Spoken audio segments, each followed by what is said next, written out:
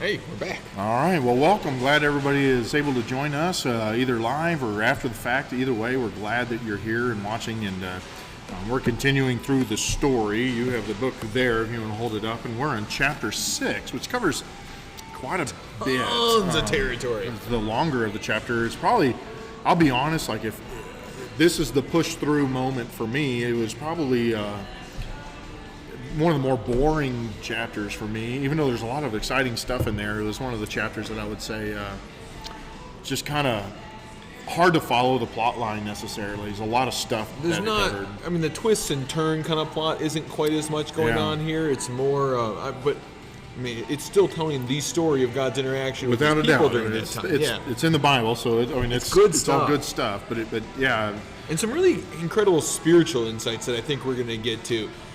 Which is the nice place to go. It just takes a little more digging to get to. Yeah. So, but I would encourage you continue reading. If this one was difficult for you, I think we get to Joshua and the battle. I like how the next chapter is titled "The Battle." I think it starts to the battle begins. The battle begins. Yeah. So this is a push-through moment. Keep working at it. I hope you're enjoying it. I hope you're learning. I hope you're kind of seeing a bigger, broader picture of God's interaction with the world through this. Again, I think this week more than ever, and understandably so, it covers all of a sudden we spent 2 or 3 weeks in Exodus. Now we spent 1 week in Leviticus, Numbers, and Deuteronomy. Part of Deuteronomy. And I think we got a bit of Leviticus last week, didn't we? Maybe a little bit, Anyways, but yeah. And so we covered 3 books as opposed to 3 weeks in 1 book. Exactly. So part of it is because you mentioned the census earlier before we went live. There's just a number of things that are going on that are more like lists. It doesn't read as a story. It reads as a list and as an account of or a document almost. And not fun reading, I would say. Yeah. But still good information. Before we get into all that, I wanted to spend some time talking about the relationship of the Old Testament and the New Testament all together. Yeah. Because I mentioned in a sermon a couple of weeks ago how one of our old members who used to always say, that's the Old Testament God, he was angry. I thought about that as I was reading this, because if you ever read about an angry God, this is it. I mean, this is a good section. The Israelites wandered around and basically killed everybody and destroyed everybody, and when they messed up, God would burn a whole section of the camp, and I mean, just all sorts of things. God's righteous anger seemed to really prevail here. Anyone who stood in Israel's way, they destroyed, they killed. So Israel, we would say the power all comes from God. If you take that out of it, you would say, man, Israel was a force to be reckoned with. They were a powerful army. At least to the context of those regions. Sure. Maybe not to the Egyptians, but even then the Egyptians were threatened by their number. What do we say about this? I mean, how do we reconcile just the war and the battles and the enemies being destroyed one after another? Well, yeah, I mean, so part of it goes to, like you said, the righteousness of God, and the fact that we don't see it as clearly today, but it's the same God that's still here. I mean, are there still judgments from God? A lot of times people say, there's no more judgment from God. And sometimes people will speak for God and call things judgment that they don't have the right to say that. God never said. Yeah. And so, I mean, the interesting thing, though, is when you read the scriptures, sometimes God tells you those things. And so you're sitting there and you're reading, and that people are interacting with him and grumbling him, and he straight up says, this is going to be the judgment. So we get that insight. And the reason God gives us that insight is so that we understand some things are God's judgment, some things aren't. Bad things happen to people just because the world is sinful. Bad things happen because God says, I'm going to correlate this judgment with your action. So part of it goes back to what you said at the very beginning there, is that God is righteous. And when we kind of define what the word righteous really means, is that people get their proper judgment. Sure. So we use the word in Christianity oftentimes, judgment always equals bad. That's not necessarily true. No. People can get good judgment every bit as much as they can get bad judgment. So for someone to be judged righteous, so like, for instance, Noah was judged righteous, even though he wasn't perfect. He was judged righteous as one who feared the Lord. Those who are enemies of God, and remember the promise going all the way back to Abraham, those who bless you, I will bless, and those who curse you, I will curse. And that was a promise he meant. It wasn't just rhetoric. It wasn't just empty words. He meant it. And so I'm holding my hands up. You're probably wondering, why is he holding his hands up like that? Scales of justice. The scales right of there. justice. There we go. That's Absolutely. exactly what I was getting to. So Yep. judgment means those who are low will be Raised up. and those who are high will be brought low. Another way to say that is, in our Christian context, those who trust and fear the Lord will be justified, and those who rely on their own understanding and or false gods will be brought down, and everything will be considered righteous. Right again. So when someone pays the price of their sin. So let's take a current day. Someone commits a crime, they go to jail, right? When they fulfill their sentence, according to the court of the law, they are considered righteous again. Sure, there you go. They have fulfilled their punishment. So it's similar in our faith in how we see Christ. Because of Christ's death, and we are now considered righteous. The price of our sin has been paid. But he's the one who's paid it. Even though he's the one that's paid it. Well, and it's interesting because as you're sitting there and you're walking through Numbers, there is a lot of concern. So there's the grumbling moments, and then there's God's justice that comes out there and starts getting them. But really, there's always an incredible amount of mercy and God taking things. I mean, Moses is interceding for the people constantly, even when the people directly oppose Moses. Like when you get to that narrative about Miriam and Aaron sitting there and going to right against Moses, you would think he would be so ticked off and just say, "Okay, God's justice, get him." And God like starts to get him or whatever, and then Moses intercedes for them. And so, there's this theme in the Old Testament that will then come to the New Testament and will point towards Christ of, okay, there's this intercession for us. And so maybe you taste a little bit of the punishment in this world. Like the punishment for sin is all around us, right? Right. But we never experience the fullness of God's righteousness, and we couldn't take it. And sometimes we escape the earthly punishment Sure, of our sometimes sin. that too. And it makes it easier to do it again the next time. But we don't realize that every time we do that, that hurts our relationship with God. And so there's this constant... And that God's not happy with it. Correct. And so the constant focus on restoration. Restoration to community. Even like there's those really boring texts. Like there's this long section I remember reading that was all about, like if a person steals, then what do they need to do to kind of make things up with the other person?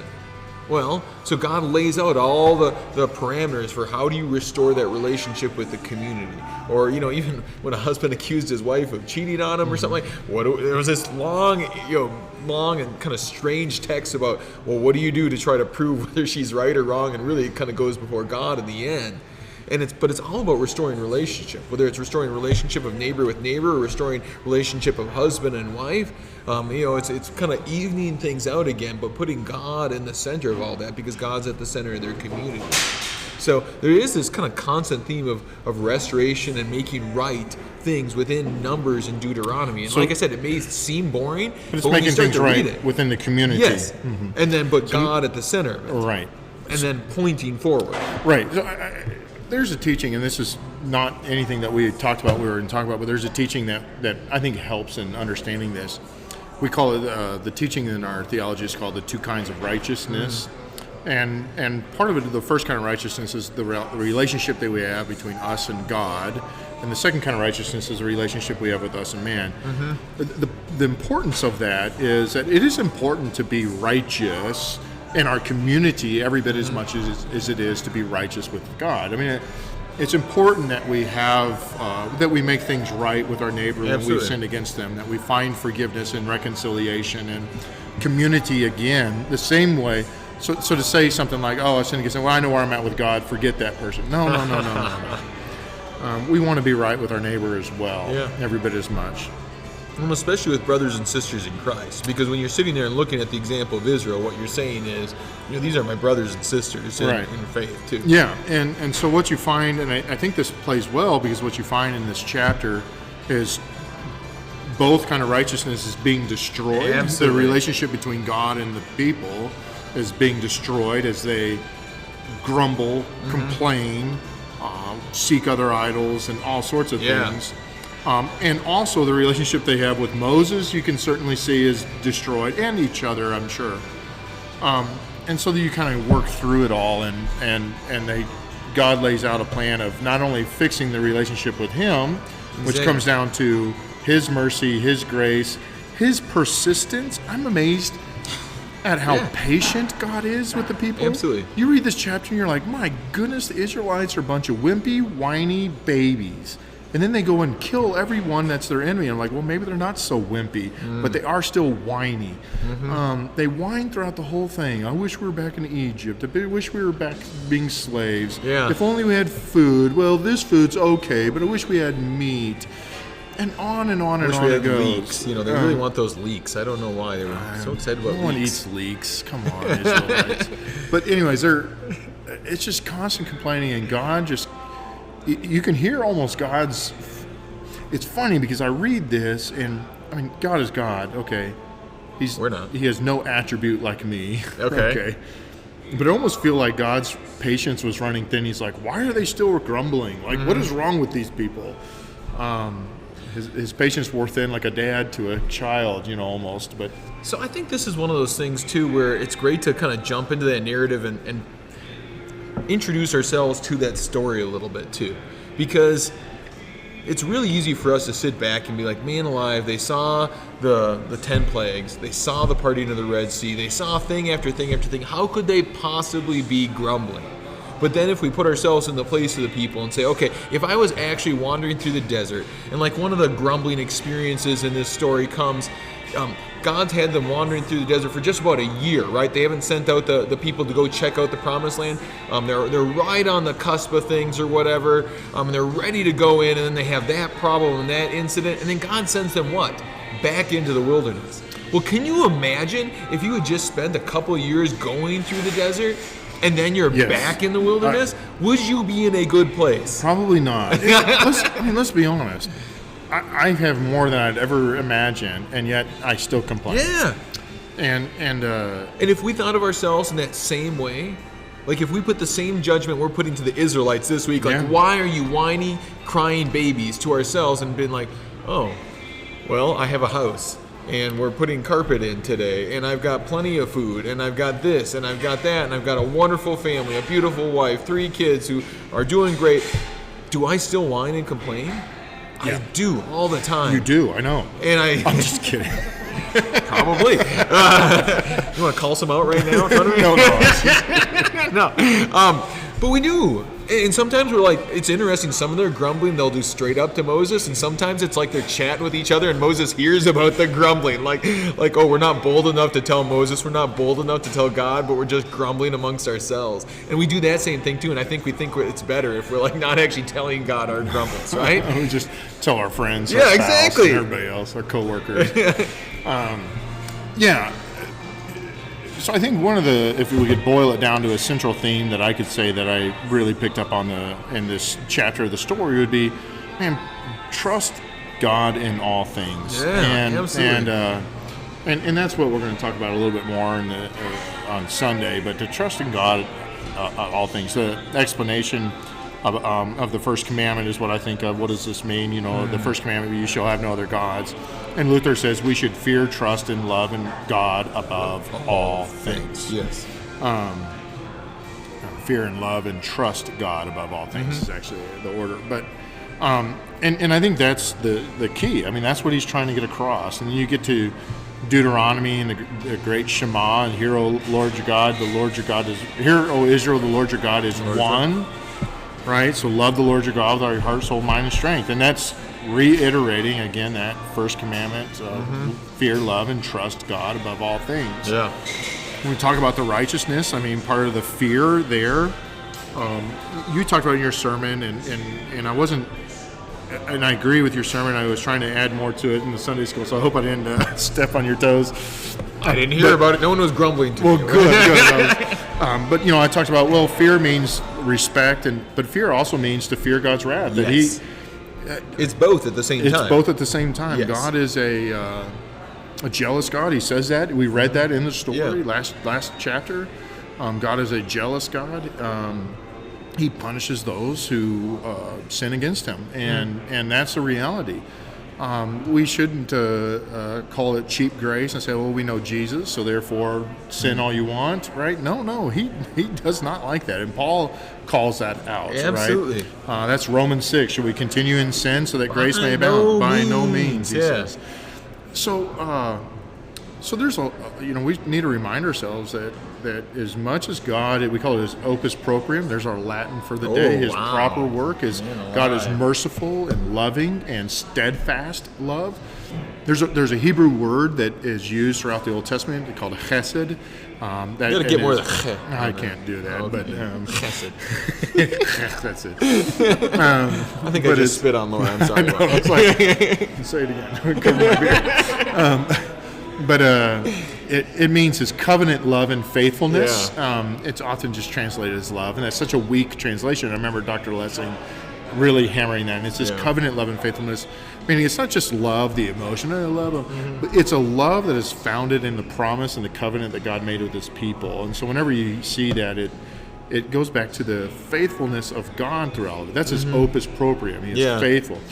But there does come a point, and we see it again and again, those who turn their eyes or turn their back to God, there is punishment. There's judgment. There's judgment, and righteous judgment. And so you see that in all the way from Sodom and Gomorrah to all the enemies, and it goes back to that promise of Abraham, those who curse you, I will curse. And it's not just cursing Abraham. It's not like the enemy's going, oh, we don't like Abraham. No, it's we don't like Yahweh. We don't like God. And so I mean, you curse his people. You're cursing him. You curse him. Well, this is one of those things where, like you said, the judgment's so clear in these kinds of texts or whatever. You can see the alien work of God, the judging work that goes on. I couldn't remember the Latin for the alien work. Couldn't either. So I almost said, do you remember the Latin for it? I don't. Now we called ourselves both out in front of you. I was guys. hoping Neither you of us knew remembers it. the alien work of God in Latin. But I said the opus alienis. Let's go with it. Who's going to tell us we're wrong this week? The opus alienis. If you know the Latin for it, go ahead and post that one on there and impress us all. I'm going to Google it. Okay, he's going to look it up. But that makes me think, I mean, we go into the New Testament. So, here's your friend, your member of the congregation. Oh, the Old Testament God is angry. The New Testament God is nice and friendly. We go into the New Testament. People get uncomfortable then when Jesus speaks of judgment. People get uncomfortable when Jesus speaks of heaven and hell, when he speaks of the final judgment and that he's going to come and that finally he lets people have their way. The people who said, I don't want a relationship with you, I don't want a relationship with you, I don't want a relationship with you, well, fine. Finally get hell, which is no relationship with God, essentially. The wilderness, if you will. Go into what that means. I talked about that on Sunday school as well. So you did a good job with that, I heard. You're talking about, and I love what you were, kind of bringing to them. Here's one of those places where the Hebrew language is so rich. And you jump into these words and you learn so much more about your faith from that. So one of the interesting things too is the actual name for the book of Numbers in Hebrew is Midbar, which means the wilderness. We call it Numbers, which is perfectly appropriate too, because there's so many things that are counted and numbered, and that's an important theme. So all Hebrew, and this is getting a little too deep, but all Hebrew words are made out of three letters. So three consonants. Yes. No vowels. So D-B-R, debar. Word. You may have heard that. That's a word. We just talked about it, the 10 words. Debar. Yeah. It's the word debar means word, and the M or the mem can be separated. It's called a privative. Yeah, it negates the word. So the word wilderness literally means a place without or where the word is not. And so, all right, keep going. Well, and anyway, so I mean, so you get that word, and that's going to be the theme for the entire book. They're in the wilderness, all right? And what does wilderness mean? And what's interesting is you start to see themes for what the wilderness is. One of the themes for wilderness is, okay, it is a place away from the word, away from God's presence. It's a place of death. We hear wilderness, and maybe people in Lubbock get this better than people in Minnesota. Like, if you grew up in Minnesota where I did, and you say we're going out to the wilderness, Opus alienum. Is it really? Oh golly, we were almost there. I didn't realize that. Anyways, but you tell a person in Minnesota they're going to go out in the wild, and they think, man, it's lakes and trees and rivers, and it's beautiful. I'm like, yes, send me out to the wild. You tell an Israelite you're going to go into the wilderness, like, no. There's no water. That is a place of death. And so they associate it with serpents and scorpions, which of course are meant to make us think of Satan. And so it's not just physical death, it's also a place of spiritual death and wandering. And so no, the wilderness is not a friendly place. But then you get like other themes with the wilderness, like, oh, wait a second. So because it's a place of death, a place of loneliness, a place of being away from God in his proper sense, well, what can God do there? Well, sometimes He's actually taking you there as a place of refuge. Yep. Like, okay, I'm going to get you away from the city. You think of John the Baptist goes and preaches in the wilderness. Anytime Elijah's in trouble, where does he go? The wilderness. And He what does escapes God? to. And the people of Israel then are wandering in the wilderness. And what does God do while they're there? When there's no water, there's no other obvious provisions where they could just do it on their own. Oh, now it's a time where I have to learn to what? Rely completely on God. And so any refuge I get is Jesus 100% makes his refuge God. to a desolate place. Absolutely, all the Which, time. by the way, David Baldner, you were right on Sunday morning when you mentioned that, and I kind of played it off like I wasn't sure, and you were right. I'm sorry. Okay. We'll see if he actually watches this. Find I'll out. never hear the end of it. Yeah. All right, good. But, good job, David. But no, you're exactly right. And so, why the Israelites wandered in the wilderness? There was a reason for it. They've got to learn. And God says that you are wandering because you have not yet learned to what? To trust in me. To trust in me. And to so put me first and foremost. 40 years of really learning to trust in God and unlearn 400 years of slavery. And in fact, to a point of, I've never thought about that. Yeah, to unlearn. Oh, absolutely. Do you think that they learned bad habits after 400 years of slavery? Had they learned to trust God during 400 years of slavery? No. They had learned we're on our own. Evil people rule us. They'd gone into bad places themselves, and you can see it. Like, that's why they have to wander that much longer sometimes because, well, am I going to trust in God? No, I'm going to try to do it on my own. Am I going to trust what God says or the words that these men that we sent out into the promised land said? Well, let's trust them. Even when they're exaggerated and say we see Nephilim out there. Like, oh, the Nephilim are not in the promised land. They died a long time ago. But we're going to trust what these guys say instead of what God says. So they do. They have to unlearn bad habits, and you see them keep going back to the bad habits. Right. Man, we can go on and on. Yes. Let me push through a little bit. Yeah. Let me kind of shift focuses even a little bit. Yeah, go for it. Let's go to the relationship back, kind of where we were at the beginning, the relationship between the Old Testament and the New Testament. Yeah. One of the things I wanted to spend some time talking about is when you read this, one of the temptations is to think that all of a sudden God has changed in the New Testament. He's a different God, or he interacts with his people differently. When you really do the good theology, it's the same way he functions. The difference is when you have Jesus who's willing to be the cross bearer, literally, and take on all that punishment. But does Jesus have a harsh word to speak to those who reject him? Absolutely. I always think of when he says, if you cause one of these little ones to sin, if you literally scandalize is the word, scandalizo, and he says, better have a millstone hung around your neck and thrown into the abyss of the sea. Well, that sounds like Old Testament God to me. Doesn't sound real friendly. Doesn't sound real friendly. And so he has a word of rejection for those who reject him. You brood of vipers, who warned you to avoid the coming wrath and don't claim to have Israel or Abraham as your father. And I can turn these stones into the children of Abraham. Overturns the tables. He opens up the Sermon on the Mount I used that quote last week. It was our gospel lesson. I didn't come to abolish the law, but to fulfill the law. Right. Well, that's what he does for us, but it means the law is still there. The law is still there. Exactly. And then he sits there and makes every single one of the laws even worse than we ever imagined. Like, whatever you've even thought or seen in your head. So it's all the same God. There's a lot more we can go into. Yeah. But people can get really lost in this. In fact, there's an old heresy called the Marcion heresy. And I always remember a Far Side cartoon I saw on one of my professor's doors. Wow. Okay. Okay. Man alive, I wish Far Side was still there. This is going to be hilarious. Y'all are going to laugh. So again, the heretic was called, his name was Marcion. Marcion, correct.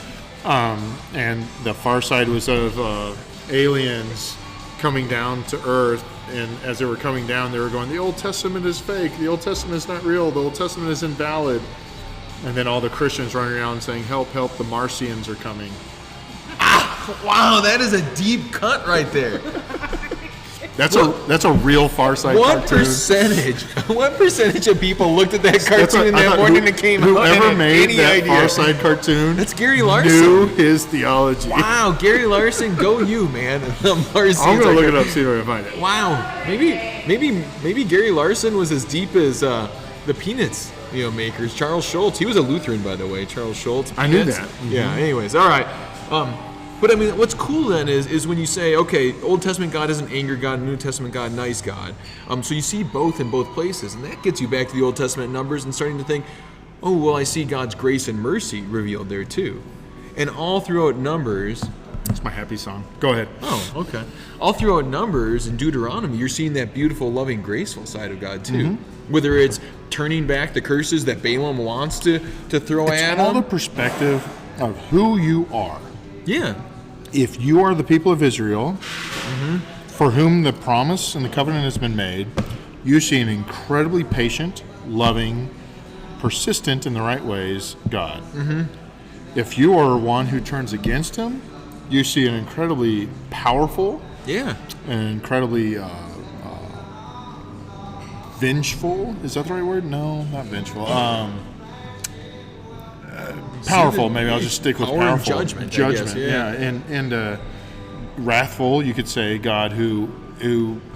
But it's all the perspective of who are you in the story. And it doesn't have to be, when we say God's people, you remember, God's people are anyone who follows after Anyone him. who puts So you their get in fear that and story trust of in the Lord. Balaam or Yeah. whatever. Yeah. Balaam's given multiple opportunities to listen to God, and his love of money And keeps driving him forward to try to curse God's The patience of Balaam is, or God with Balaam yeah. is amazing, because here Balaam is who's a person who knows right from wrong, Yes. who knows and fears and trusts the Lord, but yet is tempted by... I don't know about trust. He fears Well, God. He knows the truth about God. But he knows the truth. He puts the temptation of money Yeah. gets a hold of him. So Absolutely there he is. it does. He's about to betray God's people and God. Yeah, And try to curse him. it took the donkey angel laying of the down. Lord appearing to his donkey. Yes. Right, for the donkey to turn around and say, and then Balaam's like, oh, okay. Yeah. Balaam recognized, okay, that was strange. God must be here. I'm not going to follow through with it. Yep.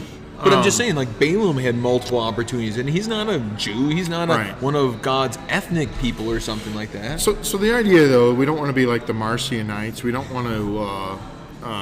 I'm only going to think of Martians now. I know. So that's great. But we don't want to be ones who reject the Old Testament or who try to think of the Old Testament as irrelevant. Or, So let's see God's grace in it. Yeah. And look for it constantly shining through, whether it's in a story like Balaam or whether it's the bronze serpent that God recognize that raises up. You are the people of God in that story. So, Yes. so see the patience, see the second chances and all that God's people get with Him, and put yourself in that position and reflect that on your own life. One other thing, I'm going to have Laura put a link in,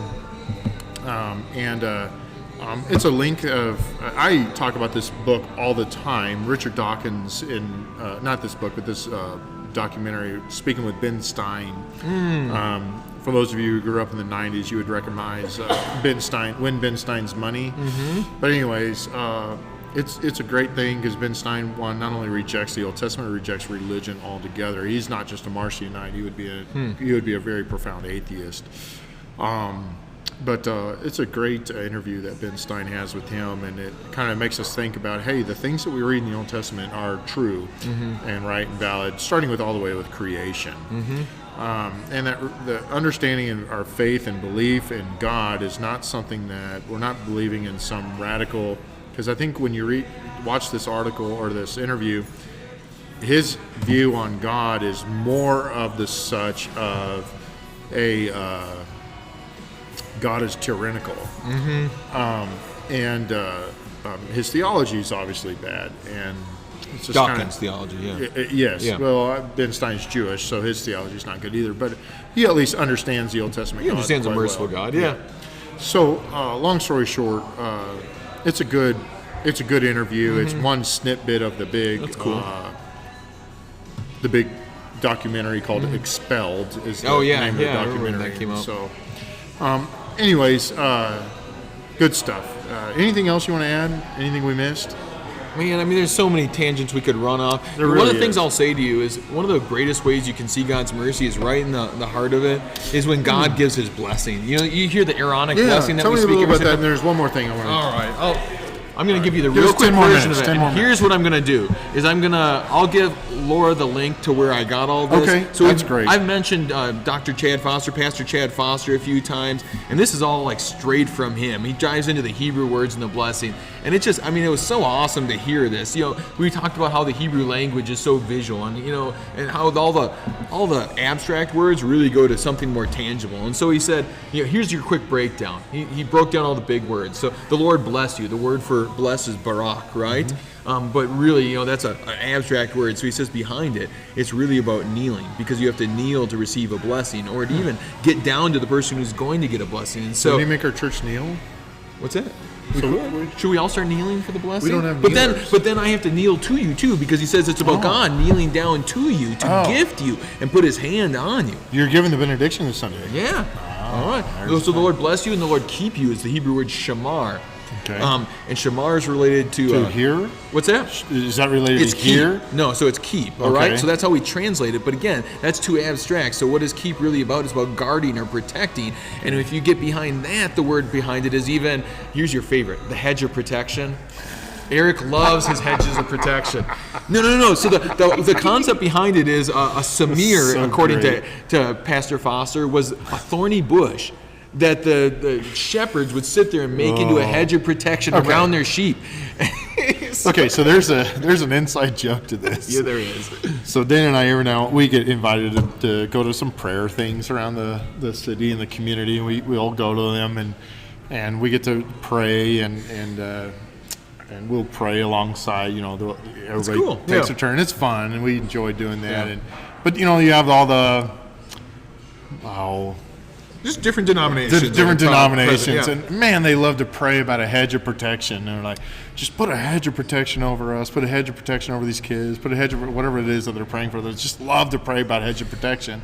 And I was like, it's a pretty weak prayer. Like, why do we pray for a hedge of protection? It's like, all it would take is a gardener with some good shears to get through that hedge. Right? Well, if I'm going to pray for protection, I want a steel wall, right? An impenetrable steel wall of protection. So the spiritual technology behind the hedge, they're being good because they're going to the blessing of God and giving to the priests. All right, so it's God's putting a hedge of protection around you. You can think of a steel wall. In the Old Testament, all you they can had think were of a hedges. steel wall. But today we have better technology. We do. We can do a steel wall. So of protection. a steel wall of protection. All right, shamar to keep you. The Lord make His face shine on you. Okay, face is panim. That's literally the countenance of God. That's what reveals the heart as well. So God's revealing in His heart. Or is the word for light, right? So Lord make His face shine on you. All right, so that's Him revealing Himself. It is truest that self. goes back to that to presence you. of the Lord. Exactly, exactly. That Lord be gracious to you is from Canaan. This is a lifting up, a rescuing, and the word behind that is actually related to the camp apparently. And so, if you're in the ancient world, where are you safe? At the camp. The camp is the place with fire. The camp is the place with other people. The camp is the place with food, as opposed to anywhere else in the world is kind of a dangerous place. So, that's the Lord, be gracious to you. The Lord look upon you with favor. So that's the same word, panim again, with favor, and give you peace. And that's everyone's favorite Hebrew word, which is shalom. Shalom. Right? All right. So that's, what we all translate as peace. I'm sorry. I kind of laughed you there, but... And we're always used to translating that as like wholeness, which is appropriate, okay? So it's wholeness, but really it's whatever is broken in my life, it's God making that complete and like circular or whole again. And so whether it's, something, between me and another person that's broken, it's God looking down and saying, I see what you need. Let me make that whole again. Whether it's between me and God. And again, this is stuff we were talking about earlier in Numbers, right? So it makes sense that His blessing would include that. So if it's between me and God, okay, let me find the way to make you whole with me again. So it's God's insight to look into our lives, to examine us and say, oh, here's the places where I need to make you whole and right again. A couple of things. I'm going to ask you to write that out. Okay. So we can put it on the Facebook and people can look at that. Yeah. Because I think that's something that's worth It's cool reading as opposed to having to rewind and try to play this again and again. Well, like I said, we'll try to get a link to Chad explaining it. Yeah, better that would help yeah. too. But if you could write that out, that would be helpful. And you can give Chad the reference. credits, yeah. And and I'll do the same thing here. This is from the devotion on the story. And it's about, one of the things I thought about would be fun to talk about is why did Moses, it's kind of harsh, he didn't, all that he didn't get to go to the promised land. But again, it goes back to God's righteousness. That's because and God said no one over the age of 20 will make it to the promised land. Well, that included Moses. And he also, even though he did a lot of things right, he also did wrong and very a brazen sin against the trust in the Lord. And So there's a great devotion here. What I'll do is I'll type this out as well. Cool. Yeah. And we'll get that to you. But one of the things it talks about is, I like how it started. It says, do you have all the answers about raising kids? And it says, until you had a child of your own. And I remember watching my brother and sister raise their kids. I'm like, man, when I'm a dad, I ain't ever letting them do that. And then you are a dad, and you're like, oh, hell. I've done all those things, yeah. So, but carrying out the consequences of wrong actions is one of the things it talks about. Is God is fulfilling His righteousness. He told them what the consequences were, and Moses tested that. God is being faithful to His word. So, even though it seems harsh, He's being faithful to His word. Same way my kids think sometimes I'm being harsh when I promise them a punishment and I deliver on it.